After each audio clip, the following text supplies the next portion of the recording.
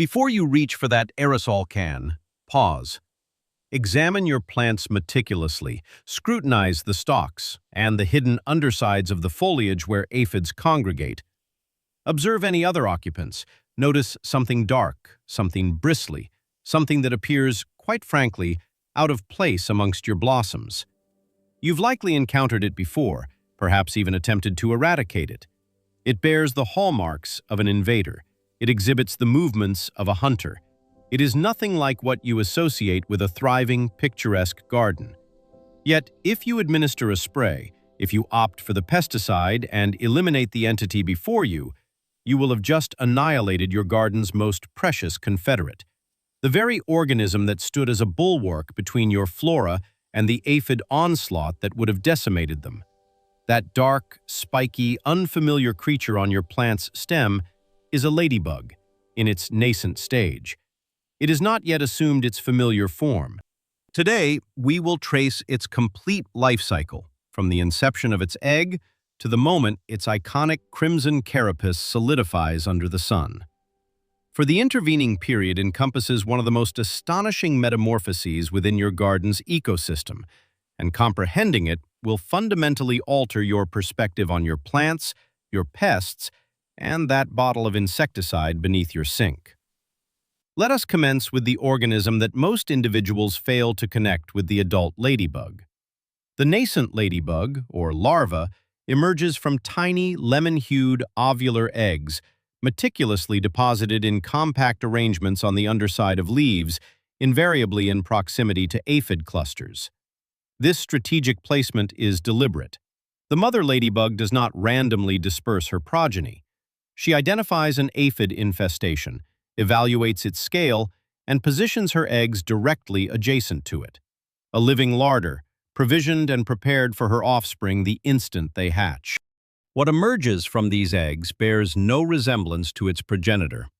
The larva is dark, typically charcoal gray or black, occasionally adorned with fiery orange or crimson accents along its flanks. Its physique is elongated and flattened, encrusted with minute protuberances and spines that impart a textured, almost armored aspect. It navigates with alacrity and palpable intent, its mouthparts extended, surveying its surroundings, actively hunting from the moment of its genesis. If you have ever observed this creature on your vegetation and felt compelled to remove it, you are not alone. It is among the most frequently misidentified beneficial insects found in North American gardens.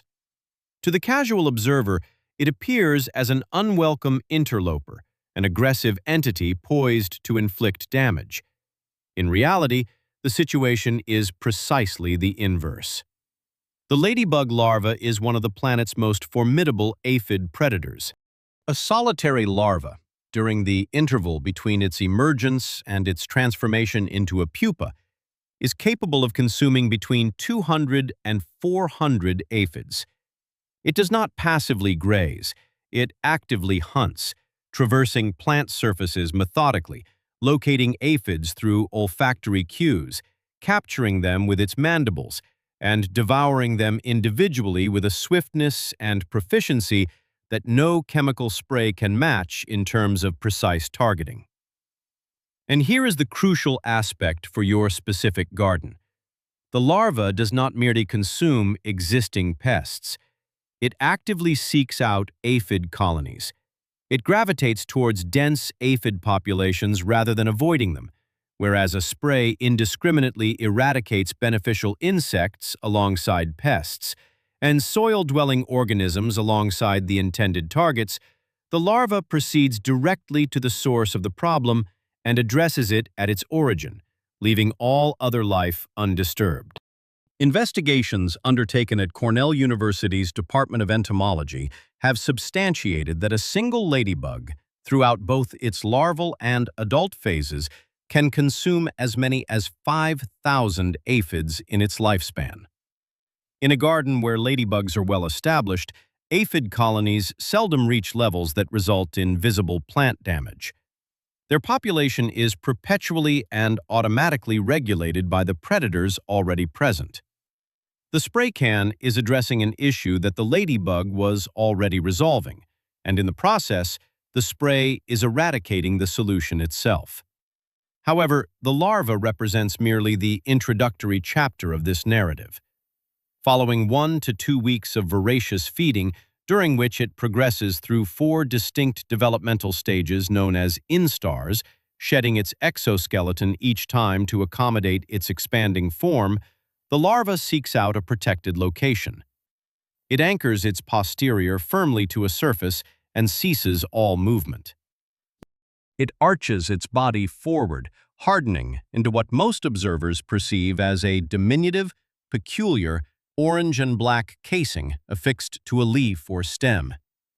This is the pupa, and within it unfolds one of the most profound biological transformations witnessed in the insect world.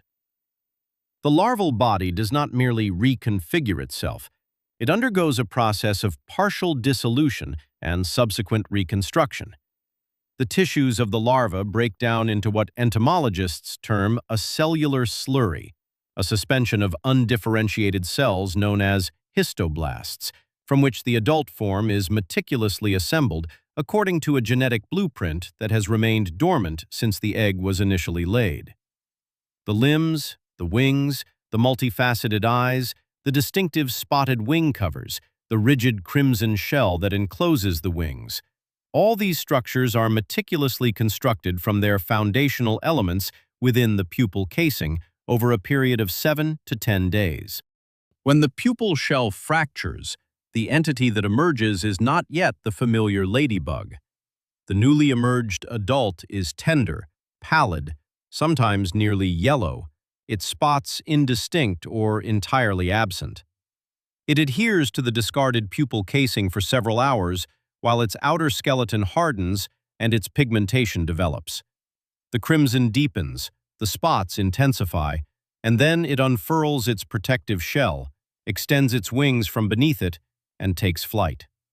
The vivid red coloration and the spots are not mere embellishments. They serve as a warning. Ladybugs secrete a toxic alkaloid compound, coccinellin, from their leg joints when threatened, a process termed reflex bleeding. The brilliant red hue is a universally recognized signal across the animal kingdom, indicating chemical defenses. Avian predators, reptiles, and other insectivores that have sampled a ladybug once are reluctant to repeat the experience. The spots enhance the cautionary signal. The more conspicuous the coloration, the more memorable the warning. This is one of the insect world's most successful defense mechanisms, and it has safeguarded ladybugs for tens of millions of years against predation.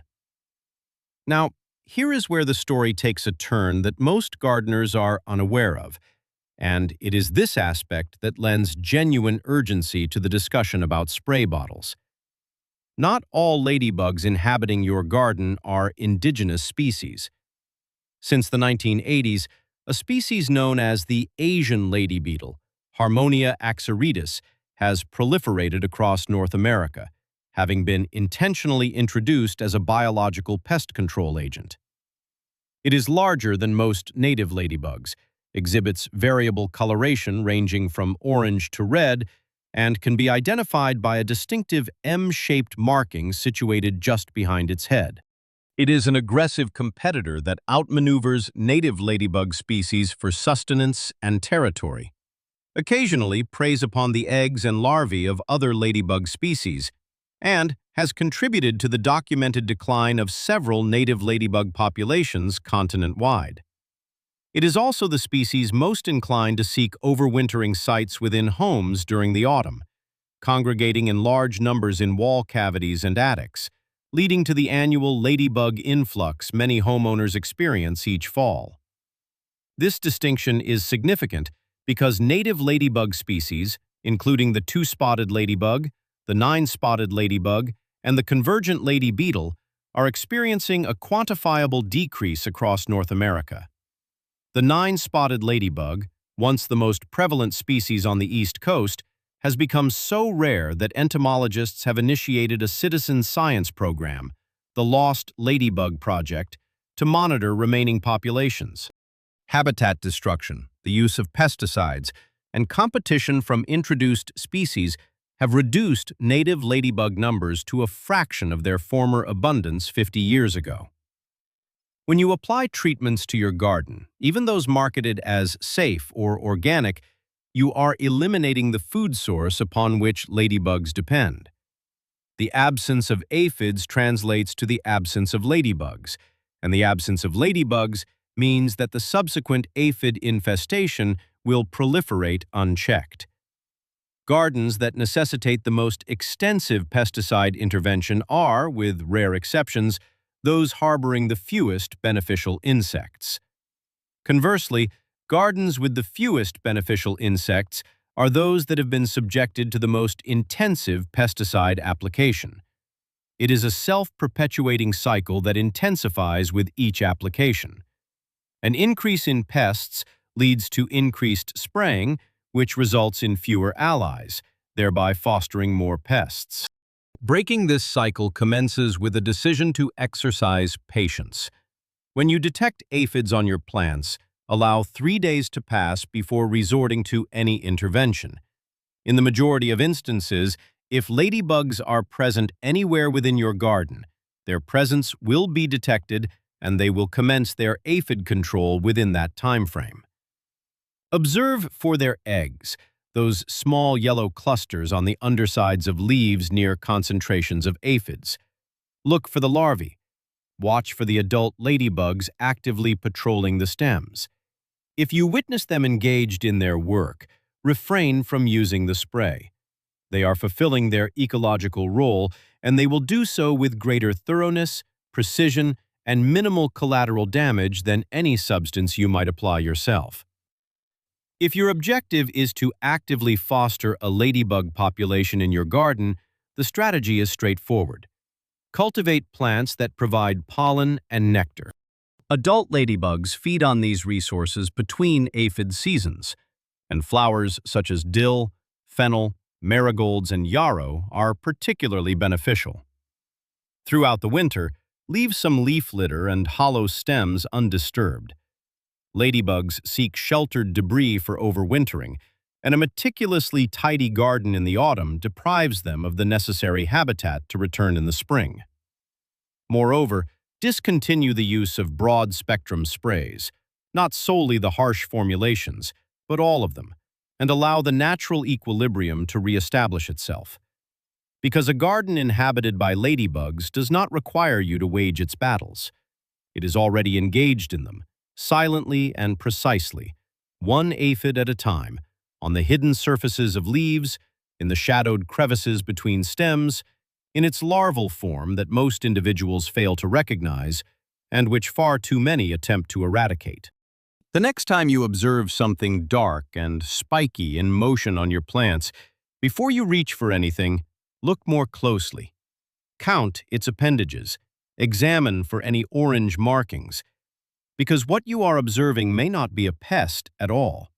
It may well be the reason your garden thrives throughout the summer.